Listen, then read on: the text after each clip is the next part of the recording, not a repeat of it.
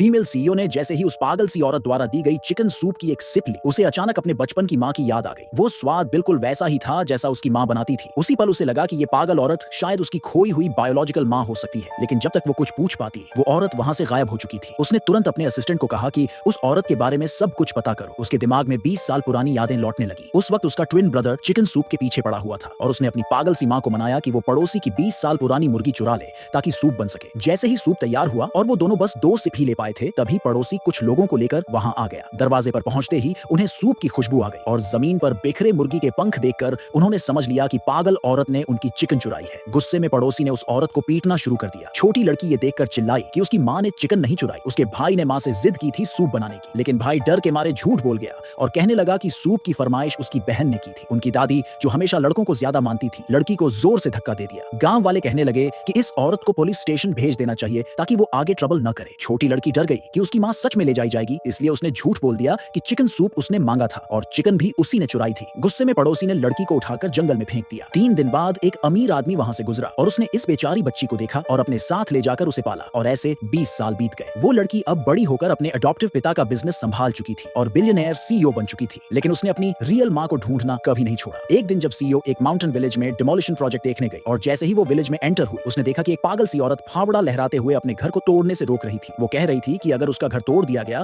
तो उसकी बेटी वापस घर कैसे आएगी, लेकिन उसका दिखावा पसंद बेटा बोला कि सिर्फ घर तोड़कर पैसा मिलने से ही वो अपनी बहन को ढूंढ सकते हैं। पागल औरत ने जैसे ही सुना कि इससे उसकी बेटी मिल सकती है तो वो खुशी खुशी मान गई। सीईओ को उस घर को देखकर एक अजीब सी फीलिंग आई, लेकिन उसे नहीं पता था कि ये वही घर था जहां वो बचपन में रही थी और ये पागल सी औरत असल में उसकी बायोलॉजिकल माँ थी। ऐसे ही उनका पहला मिलने का मौका मिस हो गया। घर टूटने के बाद बेटा डिमोलिशन का पैसा लेकर अपनी बीवी और उसके मायके वालों के साथ एक विला देखने चला गया और अपनी माँ को एक गायों के शेड में रहने के लिए छोड़ दिया। पागल औरत को एक पड़ोसी से पता चला कि उसकी बहू प्रेग्नेंट है। वो तुरंत बाहर निकली, 7 दिन तक कबाड़ इकट्ठा किया और जो पैसे मिले उनसे एक मुर्गी खरीदी, फिर चिकन सूप बनाया और अपनी बहू को सिटी में देने के लिए निकल पड़ी। लेकिन जैसे ही वो सिटी पहुंची, उसका एक्सीडेंट हो गया। उसी टाइम सीईओ अपनी कार से उतरी चेक करने के लिए, लेकिन लो ब्लड शुगर की वजह से उसे चक्कर आने लगे। पागल औरत ने ये देखा और तुरंत उसे एक बाउल चिकन सूप थमा दिया। सीईओ ने एक सिप लिया और टेस्ट बिल्कुल वैसा ही लगा जैसा उसकी माँ बनाती थी। उसने तुरंत अपने असिस्टेंट को कहा कि इस औरत के बारे में सब कुछ पता करो। उधर वो पागल औरत अपने हाथ में चिकन सूप लेकर अपने बेटे के पास पहुंची और बोली कि इसे घर ले जाकर अपनी बीवी को दे दो। लेकिन बेटा 2 लाख की डाउन पेमेंट को लेकर परेशान था,